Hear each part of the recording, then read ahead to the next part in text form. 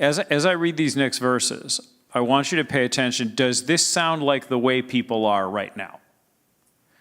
People will be lovers of themselves, lovers of money, boastful, proud, abusive, disobedient to their parents, ungrateful, unholy, without love, unforgiving, slanderous, without self-control, brutal, not lovers of the good, treacherous, rash, conceited, lovers of pleasure rather than lovers of God.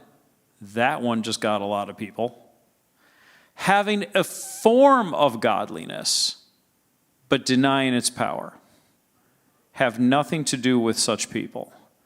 Having a form of godliness, but denying its power. Remember that. We'll keep coming back to that. They're the kind who worm their way into homes and gain control over gullible women, who are loaded down with sins and are swayed by all kinds of evil desires, always learning, but never coming to a knowledge of the truth. Just as Jannes and Jambres opposed Moses, so also these teachers oppose the truth. They're men of depraved minds, who as far as the faith is concerned are rejected, but they will not get very far, because as in the case of these men, their folly will be clear to everyone. Okay. I especially like the verse that talks about people who are always learning but never coming to the... Do you know anyone who sits around discussing ideas and philosophies and having debates and arguments all the time, and it doesn't really seem like they ever learn anything or become more enlightened or understand anything, but they talk endlessly? They read things, they watch these debate shows on TV, they'll look at anything, but they never really get close to God.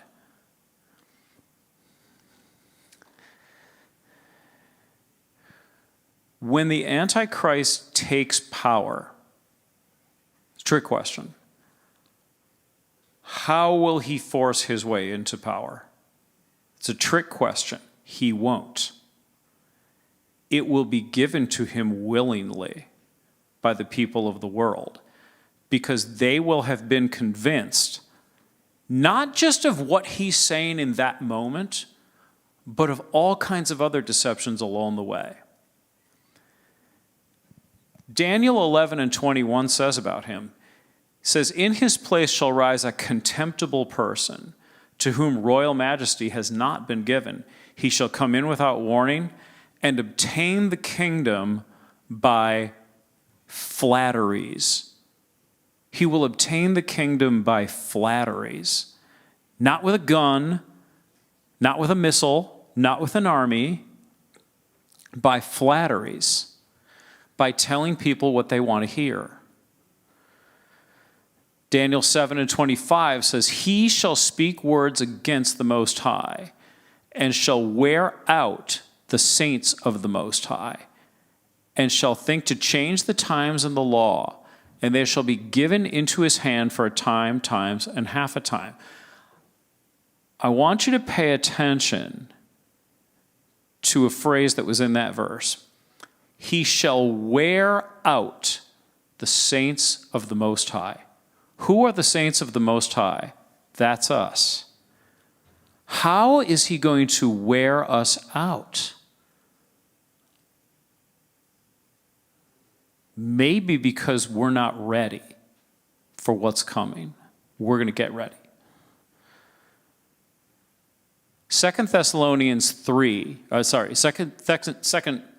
You try saying that fast. 2 Thessalonians 2 and 3 and 4 says, "Let no one deceive you in any way, for that day will not come until the rebellion comes first, and the man of lawlessness is revealed, the son of destruction, who opposes and exalts himself against every so-called God or object of worship, so that he takes his seat in the temple of God, proclaiming himself to be God."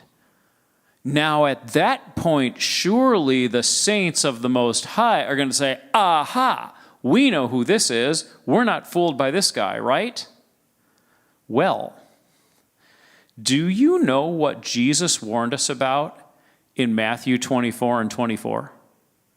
He said, For false Christs and false prophets will arise and perform great signs and wonders, so as to lead astray, if possible, even the elect. I'm talking about a scenario here where signs and wonders are being done, and someone is so persuasive that even people who have been followers of Christ are fooled. Someone that deceptive. But how can that be? We know our Bible, right? We know what to look for. We know the signs. How could we possibly be fooled? I want to talk to you a little bit tonight about how Satan is laying the groundwork even now for our deception, and how he's been doing it for a very long time.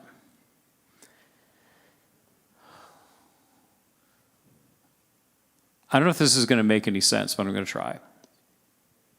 If total righteousness is 100 and total evil is 0, Satan doesn't need you at 0. He can work with you at 99. All he needs is to get you off just a little. One of my favorite shows when I was a kid was Lost in Space. Now, I don't know how many of you were even here at the time it was on, but Lost in Space was about a family that was trying to travel from Earth to a star called Alpha Centauri. And after the ship took off, it got knocked off course just the tiniest bit. It was supposed to go like this. Didn't get knocked off here. It just got knocked off maybe this much. If you get knocked off course just this much, you're not getting to Alpha Centauri. I don't know where you're going, but you're not going where you're trying to go because you've got to stay on course. Satan doesn't have to get you that far off course.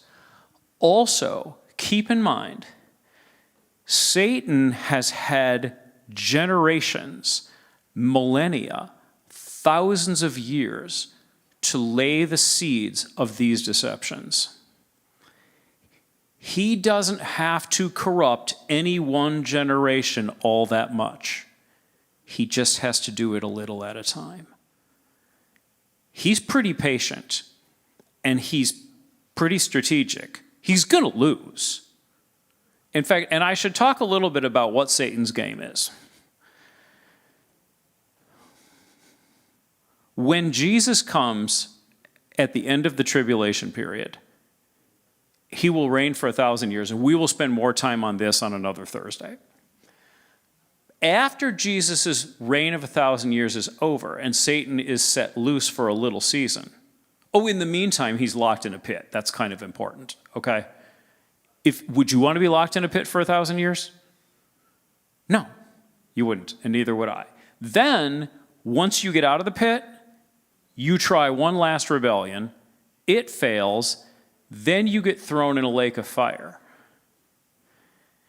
And according to Revelation 21, he will be tormented day and night forever and ever in the lake of fire. Okay, now if I know that's coming for me, I want to do whatever I have to do to at least delay it, and if possible, prevent it. Everything he does to corrupt the people who should be the followers of Jesus is to try to prevent his own fate. That's what he's had thousands of years trying to lay the groundwork to do.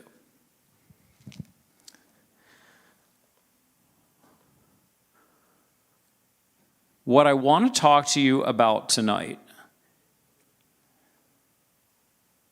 actually, I haven't used up all my time already.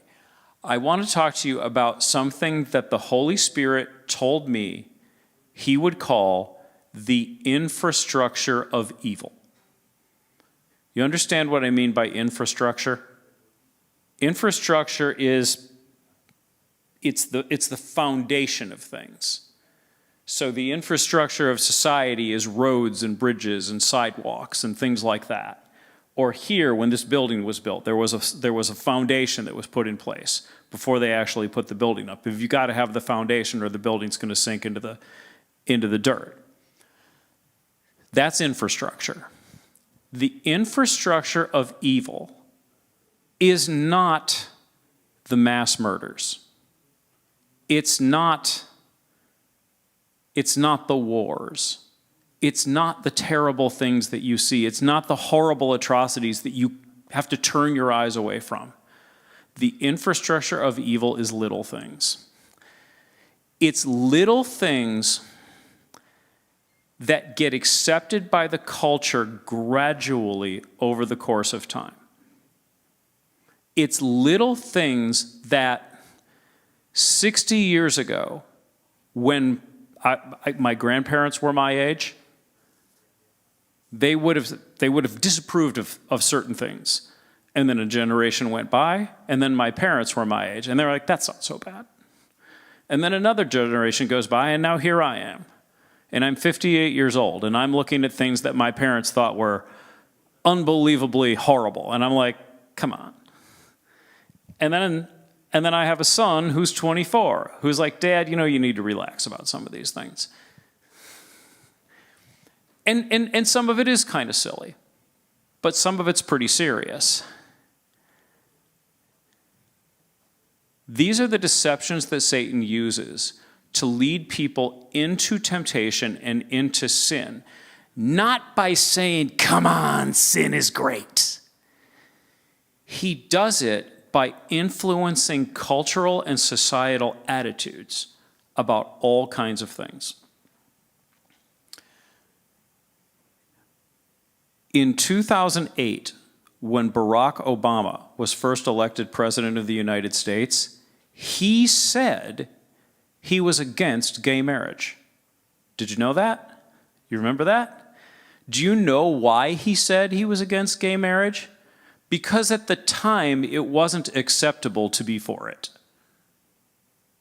He would have brought too much trouble on himself if he said he was fine with it. He says he's fine with it now. But in 2008, he couldn't say that. It wasn't safe. But the window moves. And cultural attitudes change. And now it's okay. Now you have men claiming to be women, women claiming to be men, people saying there is no gender at all, and everybody else feeling like they have to pretend to think that this is normal. Because the window moves. Satan moves the window slowly. He moves it gradually. He moves it in such a way that there are no sudden motions that you would notice.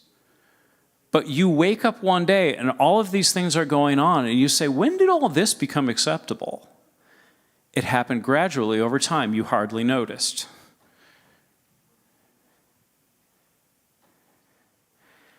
And Satan doesn't need everyone going full bore with the evil. He doesn't need that. He just needs mainstream thinking to move gradually in his direction, so that the premises and presumptions that people accept become less and less godly over time. And I want to show you an example of the first time he did it. You'll know this because it's in Genesis 3. But I want to show you how he did it. So let's look at Genesis 3, verse 1. Now the serpent was more crafty than any other beast of the field that the Lord God had made. He said to the woman, did God actually say you shall not eat of any tree in the garden? Okay, let's stop. Did God say that? You shall not eat of any tree in the garden? No, God didn't say that. He said you can eat of any tree you want except for that one. So Satan starts with a misleading question. Okay. The woman said to the serpent, we may eat of the fruit of the trees of the garden, but God said, you shall not eat of the fruit of the tree that is in the midst of the garden, neither shall you touch it, lest you die. Wait a minute. Did he say, neither shall you touch it? He didn't say that. He said, don't eat of it. He didn't say, neither shall you. So wait a minute, what's going on here? This whole conversation. He asks this meeting, did he say you can't eat of any tree? No, he didn't say that, but she doesn't really correct him. At least she doesn't correct him correctly. So his question is wrong. Her answer is wrong. They're both off course. Do you see what he just did? He got her just a little bit off course. Just a little. But the serpent said to the woman, you will not surely die. For God knows that when you eat of it, and your eyes will be open, and you will be like God, knowing good and evil. He's got her confused, but she's making it even more confusing. Meanwhile, this is important. She takes some of the fruit, she eats it, then she hands it to her husband. Wait a minute. He was standing there the whole time? What is a husband's first responsibility? To protect his wife.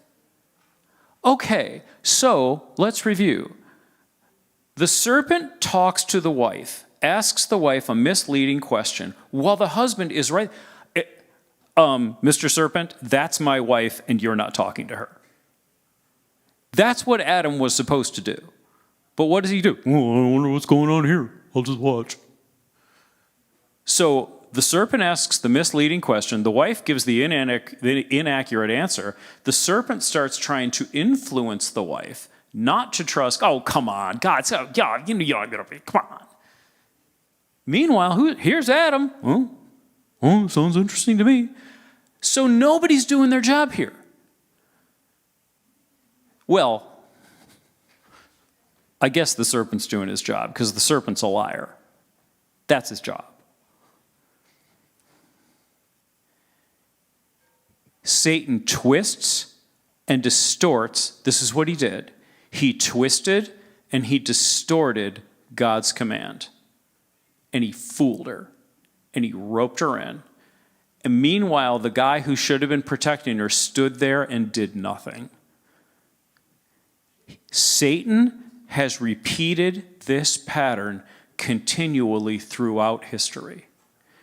He uses people. He influences people to think in certain ways. Do you know what one of the most twisted doctrines of the Bible is? Do not judge. When Jesus tells us not to judge, he is telling us not to be hypocrites. He says, don't talk to your brother about the speck in your eye until you remove the plank in your own. You hypocrite. Remove the plank in your own eye, then help your brother get the speck out of his. That has gotten twisted into no one say anything about anything anyone's doing wrong. That is not what Jesus said. But this is a doctrine that even a lot of Christians believe now. Whatever I do, I can't judge. I can't, it doesn't matter what anybody's doing, I can't say anything because I might be judging and I cannot judge.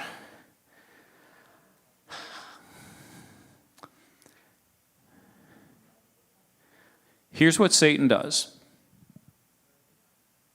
A, he misrepresents God's command. B, he misrepresents God's motive in issuing the command. Oh, he's just afraid that you'll know what he knows. C, he dismisses the importance of obeying God's command. Now, this is end times. I'm supposed to be teaching about end times. So why am I talking about Genesis? That's the beginning. I'm supposed to be talking about the end, right? Why am I talking about the beginning? Because the laying of the groundwork of the deception to fool us at the end started at the beginning.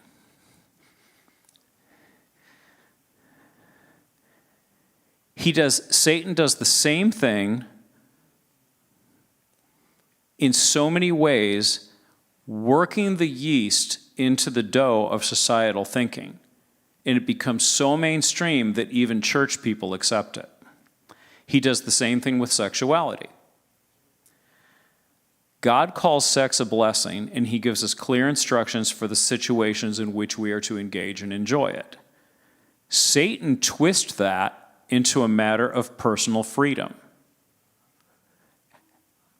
He's substituting notions like consent, personal choice, consenting adults for the godly principles of holiness and obedience and purity that Jesus gave us.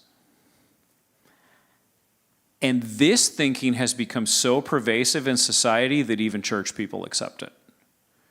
Even church people will say, come on, be realistic. You really don't expect that they're not having sex, do you? Well, the Bible says they're not supposed to. Oh, come on. It's 2025. You don't. Yeah, I know what year it is. Which is why you're probably right about this. And that's a problem.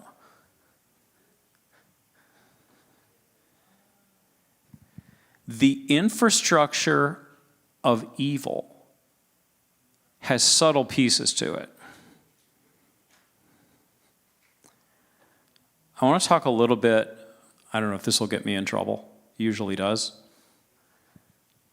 I want to talk a little bit about alcohol. I have a proposition for you.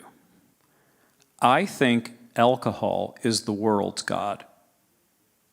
Let me tell you why I think that. First of all, you will notice the way people worship it. You will notice when you take their picture, they hold their glass up. Almost like when we're worshiping the Lord. You will notice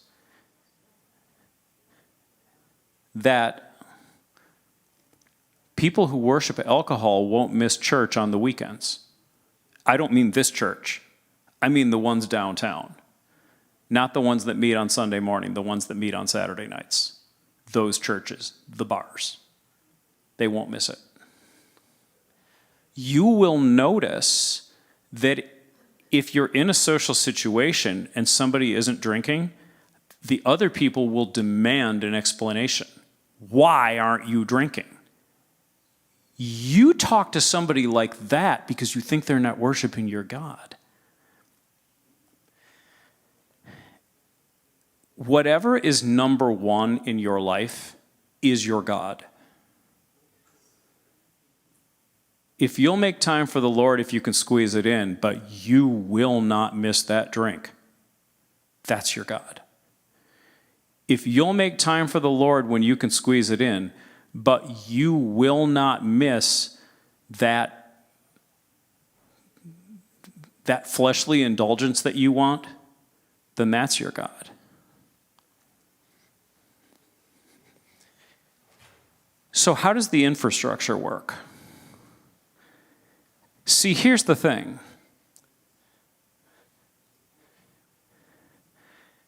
Not everybody has to be a falling down drunk alcoholic for the church of alcohol to function.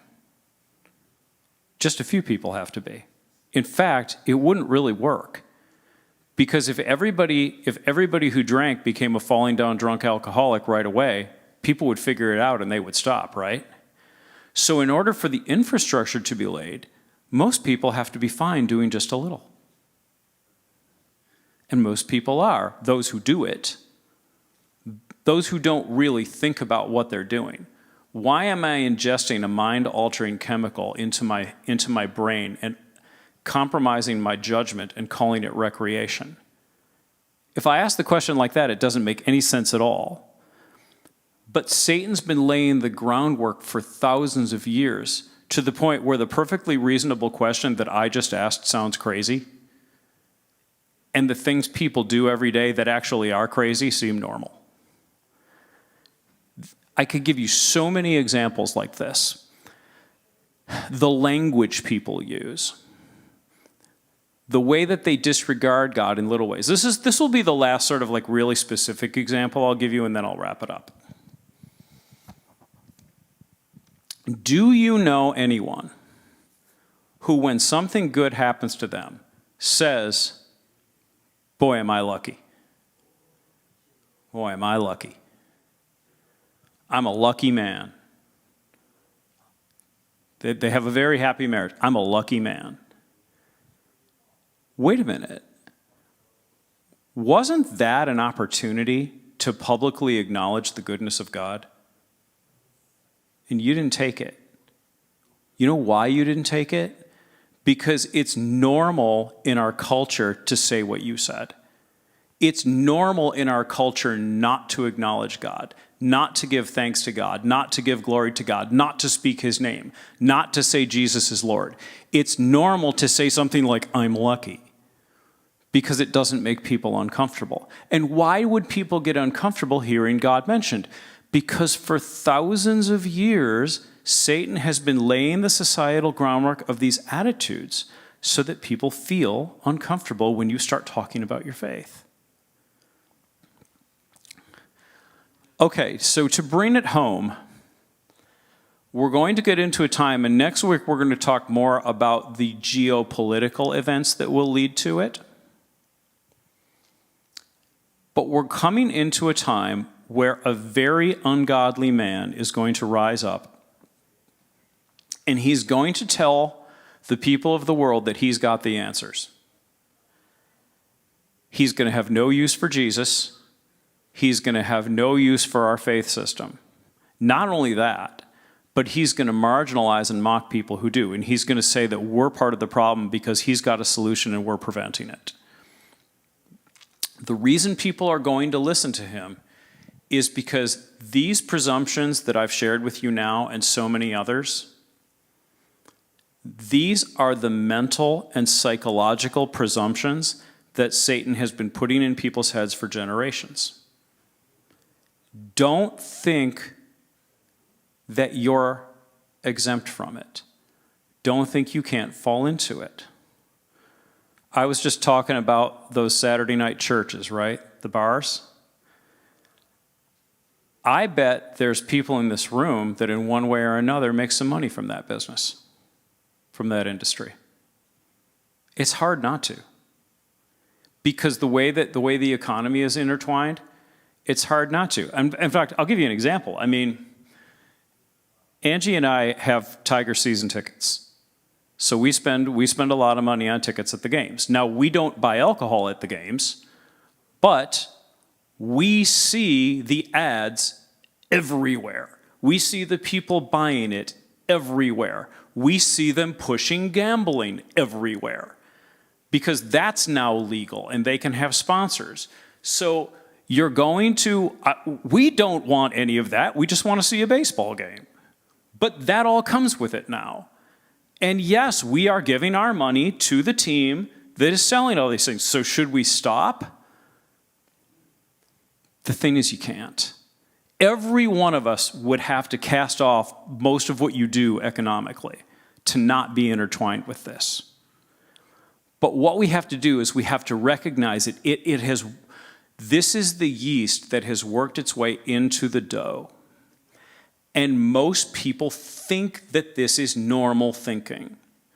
When the Antichrist looks to take power, the reason the people of the world will give it to him is because his line of persuasion will be in line with the things they've been buying for centuries.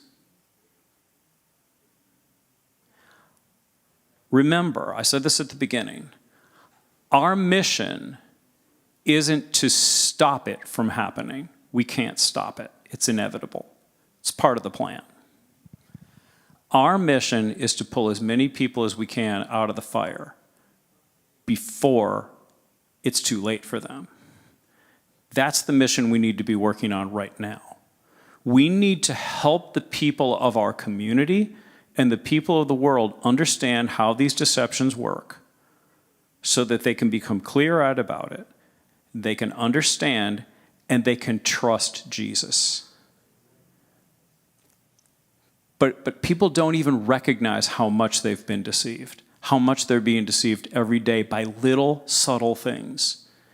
It's a complicated web, That's why we have to do this for 18 weeks, right? So when you look at 2 Timothy 3, and we'll look at it again next week too, and it describes how did the people get this way? They got this way because they spent thousands of years being influenced by little deceptions that got each of them off course just a little. And the next thing you know, you're going hog wild and you don't even realize there's anything wrong. So that's what I got for you tonight.